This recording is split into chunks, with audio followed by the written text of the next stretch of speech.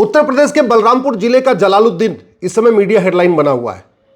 पिछले एक हफ्ते से पर डे उसकी पूरी कहानियां आ रही हैं। आज अखबार में निकला यह हुआ है कि कुछ मदरसे उसके संपर्क में थे, मदरसों के जो मौलवी थे वो भी उसको मदद करते थे धर्मांतरण कराने में, कुछ प्रॉपर्टी डीलर भी इसमें शामिल थे, कुछ पुलिस के लोग भी उसको मदद किया करते थे धर्मांतरण कराने में, और एक आईपीएस अधिकारी का भी नाम आ रहा है। और अब तक इस जलालुद्दीन ने लगभग 5000 परिवारों को कन्वर्ट कर दिया, 5000, और उसको 500 करोड़ रुपए तो विदेशों से आया है। आप सोचिए, 500 करोड़ रुपए एक जलालुद्दीन को विदेश से आया। भारत में 800 जिले हैं और ऐसा कोई जिला नहीं है जहां 2-4 जलालुद्दीन नहीं है। यह तो एक जलालुद्दीन की खबर निकल के आ रही है। अगर इसका narco polygraph brain mapping test करके पता करें तो बलरामपुर में 2-4 और जलालुद्दीन मिल जाएंगे, लखनऊ में भी जलालुद्दीन मिल जाएंगे, दिल्ली में भी मिल जाएंगे, गुड़गांव, फरीदाबाद और आपके शहर में भी मिल जाएंगे। यह कड़वी सच्चाई है। पिछले 10 वर्षों से जो बातें मैं कह रहा था, कम से कम उसको मीडिया में वो बातें छपने लग गई हैं। अब लोग शायद इसको सच मानने लग गए। जब 10 साल पहले ये बातें कहता था लोग मानते नहीं थे। लब जिहाद के लिए बाकायदा रेट लिस्ट जलालुद्दीन ने बना रखा था। ब्राह्मण, क्षत्रिय और सिख की बेटी होगी तो 15 लाख रुपए, अग्रवाल, जैन, माहेश्वरी, मारवाड़ी परिवार की बेटी होगी तो 15 लाख रुपए, यादव, पटेल, कुर्मी, मौर्य, कुशवाहा, ओबीसी परिवार की बेटी होगी तो 10 लाख रुपए। ये रेट रखा हुआ उसने। दलित परिवार की होगी, सरोज, हरिजन, पासवान, SC ST परिवार की होगी तो 5 लाख रुपए। और ये 5 लाख रुपए किसको? जो दलित परिवार की बेटी पटा के आएगा उस जिहादी को 5 लाख मिलेगा, जो ब्राह्मण क्षत्रिय परिवार की बेटी को पटा के लाएगा, अग्रवाल, जैन, माहेश्वरी परिवार की बेटी को पटा के लाएगा उसको 15 लाख रुपए मिलेगा, और जो यादव, पटेल, कुर्मी, ओबीसी परिवार की बेटियां हैं हमारी, उनको पटा के लाएगा तो 10 लाख मिलेगा। ये रेट रखा था इस जिहादी जलालुद्दीन ने। पैसा कहां से आ रहा था? पैसा विदेशों से आ रहा था। 500 करोड़ रुपए अब तक पुलिस ट्रेस कर चुकी है, और कितना आया होगा भगवान जाने, क्योंकि अभी तक narco polygraph brain mapping test नहीं हुआ इसका। दूसरा, और कितने जलालुद्दीन हैं अभी उस पर भी जांच अभी पूरी पहुंची नहीं है। मैं पहले भी कई बार कह चुका हूं, आज भी कह रहा हूं, 1500 हिंदू परिवार पर डे कन्वर्ट हो रहे। 1500 हिंदू परिवार का मतलब एक परिवार में 6 से 7 आदमी मानिए तो 10,000 हिंदू पर डे कन्वर्ट हो रहे। इसका मतलब साल में 40 लाख हिंदुओं का धर्मांतरण हो रहा है। और अभी भी धर्मांतरण रोकने के लिए हमारे पास कोई केंद्रीय कानून नहीं है। धर्मांतरण किसी एक राज्य की समस्या नहीं है, धर्मांतरण राष्ट्रीय समस्या है। और जो राष्ट्रीय समस्या है उसका समाधान संसद में होना चाहिए, विधानसभा में नहीं होना चाहिए। फिर भी संसद में इस पर आवाज नहीं उठ रही है। ना कोई लोकसभा का सदस्य इस पर आवाज उठा रहा है, न राज्यसभा का सदस्य उठा रहा है। ये इस मामले पर संसद में चर्चा ही नहीं हो रही है।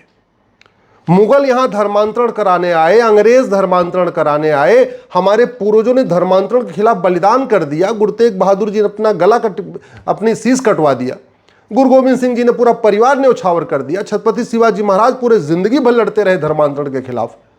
हमारे कितने पूर्वज अपना बलिदान कर चुके हैं इस धर्मांतरण के खिलाफ, और संसद में धर्मांतरण के ऊपर चर्चा ही नहीं हो रही, कानून ही नहीं बन रहा। यह धर्मांतरण मैं गारंटी के साथ कहता हूं 90% धर्मांतरण 1 साल में रुक जाएगा। जिन कानूनों की बात मैं कर रहा हूं, अगर ये कानून बन जाए तो 90% धर्मांतरण 1 साल में खत्म हो जाएगा। और मैं गारंटी लेता हूं और मैं इसको करके दिखा सकता हूं। कांग्रेस ने 2010 में जो कानून बनाया था FCRA, वो धर्मांतरण कराने वाले जिहादियों, मिशनरियों को फंडिंग कराने के लिए बनाया था। वो कानून अभी चल रहा है। जब वो कानून नहीं खत्म होगा तो धर्मांतरण नहीं रुकेगा। ये जो वक्फ बोर्ड बना के 40 लाख एकड़ जमीन पे कब्जा कर रखा है, और जो वक्फ जमीनों पे जो किराया आ रहा है, वो सब धर्मांतरण के ऊपर ही खर्च हो रहा है। तो जब तक इन जमीनों को वापस नहीं लिया जाएगा तब तक धर्मांतरण नहीं रुकेगा। ऐसे मिशनरियों ने जो 20 लाख एकड़ जमीन पे कब्जा कर रखा है, अंग्रेजों ने दे दिया था, उसको भी हमने नहीं लिया। उनकी 99 ईयर की लीज पूरी हो चुकी। ना हमने 20 लाख एकड़ जो मिशनरी चर्च कब्जा करके बैठे उनको वापस लिया, न 40 लाख एकड़ जमीन जो वक्फ बोर्ड कब्जा करके बैठा उसको वापस लिया। जब जमीन वापस नहीं लेंगे तो उनका आय का स्रोत तो बना रहेगा। जब सोर्स ऑफ इनकम नहीं खत्म होगी तो धर्मांतरण नहीं रुकेगा। जब तक ये FCRA कानून कांग्रेस ने 2010 में बनाया था, अब तक 50,000 करोड़ के आसपास साल में फंडिंग हो रही है। और क्यों हो रही है? ये कानून बनाया इसी काम के लिए था। कानून नहीं खत्म होगा, फंडिंग नहीं रुकेगी, फंडिंग नहीं रुकेगी, धर्मांतरण नहीं रुकेगा। नकली दवाओं के कारोबार से जो पैसा आता है उसका 50% पैसा धर्मांतरण के ऊपर खर्च होता है। और नकली दवाओं का जो कारोबार चल रहा है उसका मूल कारण है ये 1940 का बना हुआ घटिया कानून। ये जो ड्रग एंड कॉस्मेटिक एक्ट है ये महा घटिया है, महा सड़ा हुआ है। आज तक किसी भी नकली दवा का कारोबार करने वाले को न फांसी हुई, न उसकी प्रॉपर्टी जब्त हुई, न उसकी नागरिकता खत्म हुई। इसलिए नकली दवाओं का कारोबार नहीं बंद हो रहा है, और नकली दवाओं का कारोबार जो पैसा आ रहा है उसका 50% धर्मांतरण के ऊपर खर्च हो रहा है। ये जो एनडीपीएस एक्ट है इतना सड़ा हुआ है कि नशाबंदी रुक ही नहीं रहा है। ऐसा कोई जिला नहीं है जहां नशा नहीं बिक रहा है, ऐसा कोई कॉलेज नहीं है जहां नशा नहीं बिक रहा है। और ये ड्रग कारोबार करने वाले कौन है सबको पता है। इस जो ड्रग के कारोबार से, जो ड्रग स्मगलिंग से पैसा आता है उसका 50% पैसा लफ्ज़ जिहाद, लफ्ज़ जिहाद, लैंड जिहाद और धर्मांतरण पे खर्च होता है। ये जो ड्रग स्मगलिंग से पैसा आता है घुसपैठियों को बसाने पे खर्च कर होता है, हिंदुओं को कन्वर्ट करने पे खर्च होता है। ये कानून अभी तक हमने बदला नहीं है, इसलिए ड्रग कारोबार रुका नहीं है, और ड्रग कारोबार नहीं रुका इसलिए धर्मांतरण नहीं रुका।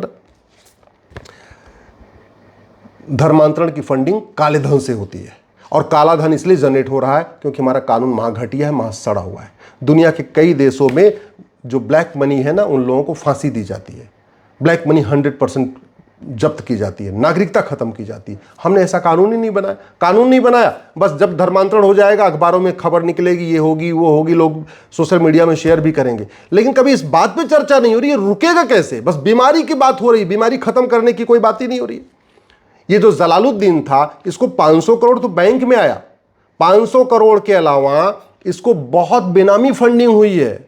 इसको गाड़ियां मिली हैं, इसको दुकानें मिली हैं, इसको फार्म हाउस मिला है, इसको फ्लैट मिला है, सब बेनामी। और ये बेनामी लेन देन क्यों चल रहा है? क्योंकि हमारा कानून घटिया है, महा सड़ा हुआ कानून। दुनिया का सबसे सड़ा कानून हमारा वाला है। इस जलालुद्दीन को 500 करोड़ बैंक से आए, लगभग 500 करोड़ इसको हवाला के जरिए अंदर से भी मिला है, भारत के अंदर से भी फंडिंग हुई है। पैसा इकट्ठा कर करके इसको दिया गया है धर्मांतरण कराने के लिए। क्यों चल रहा है? क्योंकि हमारा जो मनी लॉन्ड्रिंग का कानून महाघटिया है, महासड़ा हुआ है। दुनिया के कई देशों में मनी लॉन्ड्रिंग सबसे जघन्य अपराध माना गया है। सिंगापुर में ड्रग स्मगलिंग और मनी लॉन्ड्रिंग सबसे जघन्य अपराध है, सीधे फांसी होती है और कुछ नहीं होता, आजीवन कारावास भी नहीं होता। क्यों नहीं हम ऐसा कानून बना रहे? किसने रोका हमें ऐसा कानून बनाने से? अगर दुनिया के किसी देश ने बनाया हो तो समझ में आती बात, लेकिन अगर एक भी देश ने बनाया तो हमें क्यों नहीं बनाना चाहिए इसको? ये जो धर्मांतरण जो चल रहा है ना, इसका मूल कारण ये है कि हमारे पास नार्को पॉलीग्राफ ब्रेन मैपिंग कानून ही नहीं है। ये जलालुद्दीन इतना पावरफुल है कि पुलिस इसको 3rd डिग्री दे नहीं सकती, उल्टा टांग के पेट्रोल डाल के इससे पूछ नहीं सकती। ये सच बोलेगा नहीं जलालुद्दीन तो, और इसके खिलाफ कोई गवाही जल्दी देने के लिए तैयार नहीं होगा। न्यायिक व्यवस्था इतनी सड़ी हुई है कि 10-20 साल मुकदमा चलेगा, लोग गवाही दे के फ्रस्ट्रेट हो जाएंगे, फिर गवाही मुकर जाएंगे, बोले हम तो गवाही नहीं देंगे, और फिर क्या होगा? ये सबूत के अभाव में बरी हो जाएगा। हमारे पास ऐसा कोई कानून ही नहीं है कि धर्मांतरण कराने वालों को हम narco polygraph brain mapping test करके फटाफट सजा दिलवा दें। अगर ये कानून होता, इसको हमने बदला होता, इसमें नार्को पॉलीग्राफ ब्रेन मैपिंग भी डाला होता, तो इस जलालुद्दीन का जो रोज थोड़ी थोड़ी खबर निकल रही है, एक दिन के अंदर इसको तीनों टेस्ट कर लेते और पूरा का पूरा एक ही दिन में पूरी खबर आ जाती कि किसने फंडिंग किया, कौन फंडिंग किया, कौन आईपीएस अधिकारी इसकी मदद कर रहा था, कौन विधायक इसकी मदद कर रहा था, कौन मंत्री इसकी मदद कर रहा था, कौन मौलवी इसकी मदद कर रहा था, कौन प्रॉपर्टी डीलर इसकी मदद कर रहा था। सारी खबर एक दिन में आ जाएगी। और पुलिस के लिए पूछताछ करना भी बहुत आसान है। सबसे बढ़िया कि पुलिस के ऊपर कोई आरोप भी नहीं लगा पाएगा। जलालुद्दीन की नार्को पॉलीग्राफ ब्रेन मैपिंग करते समय पूरी वीडियो रिकॉर्डिंग कर लेते, लाइव कर देते सोशल मीडिया पे, इलेक्ट्रॉनिक मीडिया पे लाइव करा देते, पूरी दुनिया देखती कि जलालुद्दीन क्या क्या कह रहा है, तो पुलिस के ऊपर कोई आरोप भी नहीं लगता। अभी तो पुलिस के ऊपर आरोप भी लगेगा, अच्छा थे बाबा जी की सरकार है इसलिए जलालुद्दीन पे ये सब हो रहा है, आरोप भी खत्म हो जाता। लेकिन हमारे पास कानून नहीं है। अब कानून कौन बनाएगा? संसद में। संसद कैसे बनेगा? जब आवाज उठेगी। आवाज ही नहीं उठ रही तो कानून कैसे बनेगा? धर्मांतरण रोकना है तो हमें पुलिस चार्टर लागू करना पड़ेगा, पुलिस रिफॉर्म करना पड़ेगा। धर्मांतरण रोकना है तो हमें करप्शन खत्म करना पड़ेगा। ये जलालुद्दीन जो पुलिस वाले इसकी मदद कर रहे थे, कोई फ्री में नहीं कर रहे थे, पैसा दे रहा होगा, थाना इसका बंधा होगा, हर महीने थाने पे 10-5 लाख रुपए पहुंच रहा होगा, डिप्टी एसपी साहब को भी कुछ पहुंच रहा होगा महीने का, कप्तान साहब को भी महीने में कुछ पहुंच रहा होगा, तभी तो सारे इसकी मदद कर रहे थे। अदरवाइज कोई क्यों इसकी मदद करता? क्यों? और ये क्यों मदद कर रहे थे? क्योंकि प्रिवेंशन ऑफ करप्शन महा सड़ा है, महा घटिया हुआ है, 70,000 करोड़ का कॉमनवेल्थ घोटाला हो गया, 1,76,000 करोड़ का 2G घोटाला हो गया, 1,86,000 करोड़ का कोयला घोटाला हो गया। इतना घटिया, इतना सड़ा हुआ कानून है कि किसी को ना आजीवन कारावास हुआ, न किसी का 100% प्रॉपर्टी जब्त हुई, न किसी की नागरिकता खत्म हुई। तो कानून बदलना पड़ेगा, तब जाके धर्मांतरण रुकेगा। धर्मांतरण इसलिए भी नहीं बंद हो रहा है क्योंकि धर्मांतरण कराने वाले जिहादियों, मिशनरी और उनके मददगारों की नागरिकता खत्म नहीं होती। जब तक नागरिकता खत्म होने का खौफ नहीं पैदा होगा, तब तक धर्मांतरण नहीं रुकेगा। धर्मांतरण इसलिए भी चल रहा है कि यह हमारी राष्ट्र की सुरक्षा के लिए खतरा है, लेकिन धर्मांतरण कराने वाले हमने इसको आज तक संसद और विधानसभा में राष्ट्र की सुरक्षा के लिए खतरा घोषित नहीं किया और पुलिस इसे लगाती नहीं है। धर्मांतरण हमारी देश की एकता अखंडता के लिए खतरा है, लेकिन हमने न संसद में इसको देश की एकता अखंडता के लिए खतरा घोषित किया, न विधानसभा में घोषित किया, तो पुलिस यूएपीए नहीं लगाती। धर्मांतरण एक ऑर्गेनाइज क्राइम है, लेकिन न संसद में इसको हमने ऑर्गेनाइज क्राइम डिक्लेयर किया, न विधानसभा में ऑर्गेनाइज क्राइम डिक्लेयर किया। ऑर्गेनाइज क्राइम से निपटने के लिए कानून भी है, गुजरात के पास गुजकोका है, महाराष्ट्र के पास मकोका है, लेकिन चूंकि सरकार ने संसद विधानसभा में इसको डिक्लेयर नहीं किया तो पुलिस लगाती नहीं है। और लगा भी देगी तो जज साहब नाराज हो जाएंगे। जज साहब कहेंगे बताओ अच्छा कहाँ पे शासन ने कहाँ निर्देश दिया। धर्मांतरण इसलिए चल रहा है कि इनको माइनॉरिटी के अंतर्गत प्रोटेक्शन मिला हुआ है। मैं बार बार कह रहा हूँ, इस माइनॉरिटी कमीशन को, माइनॉरिटी अफेयर मिनिस्ट्री को खत्म करिए, मजहब के आधार पर बने नियम कानूनों को खत्म करिए, मजहब के आधार पर योजनाओं को खत्म करिए। इनको शील्ड मिला हुआ है। और धर्मांतरण इसलिए चल रहा है क्योंकि मदरसा धर्मांतरण का अड्डा चल रहा है, और वो माइनॉरिटी के नाम पे ही चल रहा है, इस माइनॉरिटी के नाम पे चल रहा है। जब तक भारत में one nation one education board लागू नहीं होगा, वन नेशन वन सिलेबस लागू नहीं होगा, वन नेशन वन करिकुलम लागू नहीं होगा, जब तक ये मदरसा, missionary school, Macaulay school, Montessori school नहीं बंद होंगे, तब तक धर्मांतरण नहीं रुकेगा। तो धर्मांतरण रोकने के लिए एक नहीं 10 कानूनों में बदलाव करना पड़ेगा, लेकिन धर्मांतरण रुक सकता है, ये मैं गारंटी के साथ कहता हूं। मैं इसको रोक के दिखा सकता हूं, 90% धर्मांतरण रोक के दिखा सकता हूं। जो पर डे 10,000 हिंदुओं का धर्मांतरण हो रहा है, इसको रोका जा सकता है। लाइलाज समस्या नहीं है, लेकिन नियम कानून बदलना पड़ेगा। और नियम कानून तब बदलेगा जब आप दल गुलामी छोड़ेंगे, पार्टियों की गुलामी छोड़ेंगे, सांसद विधायक को पकड़ेंगे, सांसद विधायक के मुंह पे बोलना शुरू करेंगे, अपने सोशल मीडिया में लिखना शुरू करेंगे। और याद रखिए, अगर धर्मांतरण नहीं रुका ना, तो जैसे पाकिस्तान, अफगानिस्तान, बांग्लादेश, मालदीव से ख़त्म हो गए, जैसे कश्मीर, मेघालय, मिजोरम, नागालैंड से ख़त्म हो गए, एक दिन अपने ज़िलों से भी, अपने ज़िले में भी आप ख़त्म हो जाएंगे। और फिर आज के नेता अभिनेता आपको बचाने नहीं आएंगे।